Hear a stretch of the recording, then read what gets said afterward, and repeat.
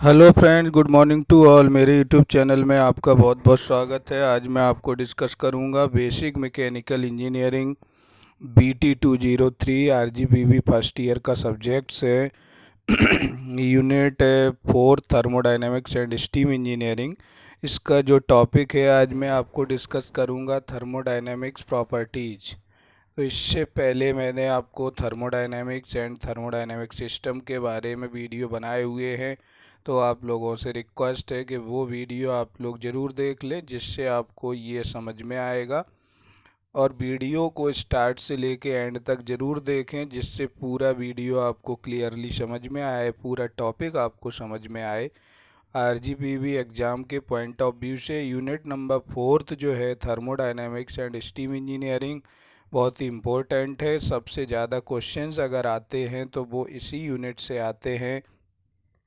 तो आप लोगों से मेरा यही रिक्वेस्ट है कि इस वाली यूनिट को आप लोग बहुत अच्छे से प्रिपेयर करें, जिससे आपका कोई भी क्वेश्चन छूट ना जाए।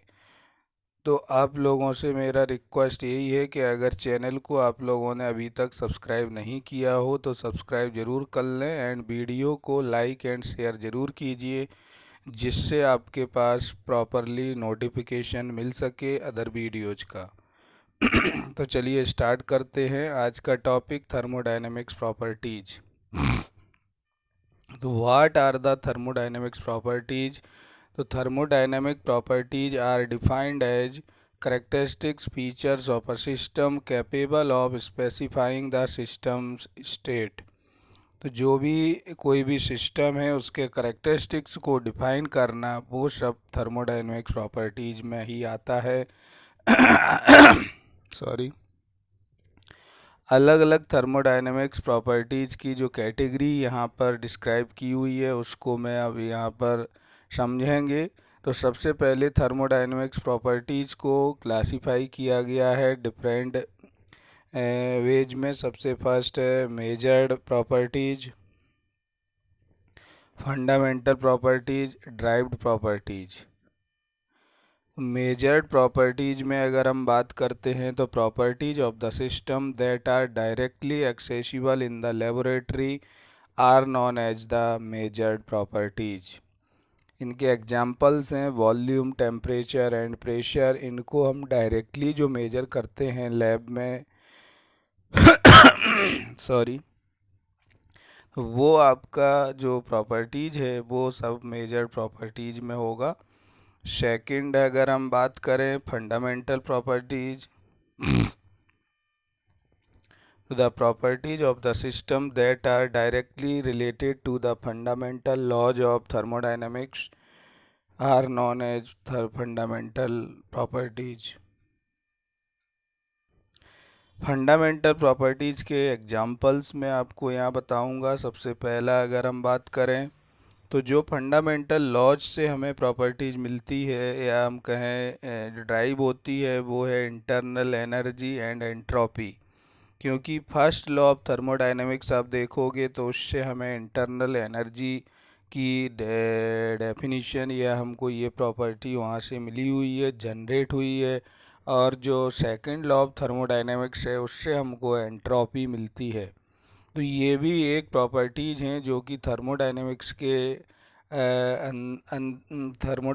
के अंडर में आती है। तो ये हमको यहाँ पर बेसिकली स्पेशली इनको हमको पढ़ना होगा। तो नेक्स्ट है आपकी ड्राइव्ड प्रॉपर्टीज़।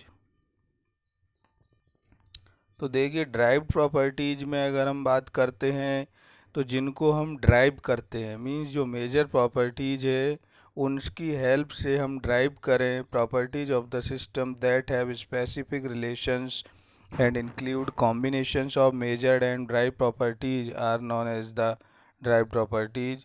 लाइक एंथैल्पी हो गया है, गिब्स फेज लॉ जो हम पढ़ेंगे उसमें गिब्स फ्री एनर्जी, ये सब ड्राइव प्रॉपर्टीज़ है।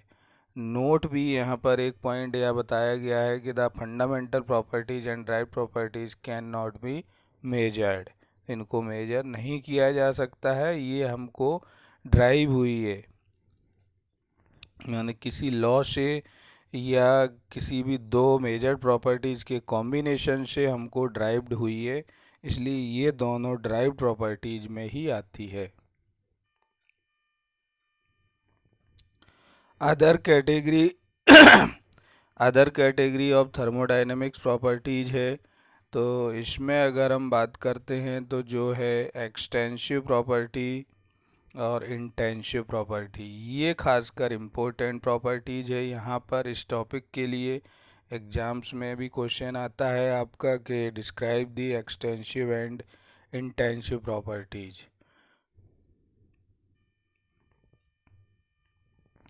तो यहाँ हम बात करते हैं एक्सटेंसिव प्रॉपर्टीज़ की।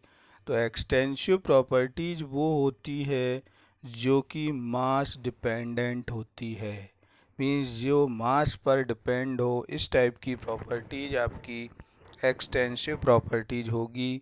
लाइक आपका mass, volume, internal energy, enthalpy, heat capacity, entropy, ये सारी प्रॉपर्टीज आपकी एक्सटेंसिव प्रॉपर्टी होगी।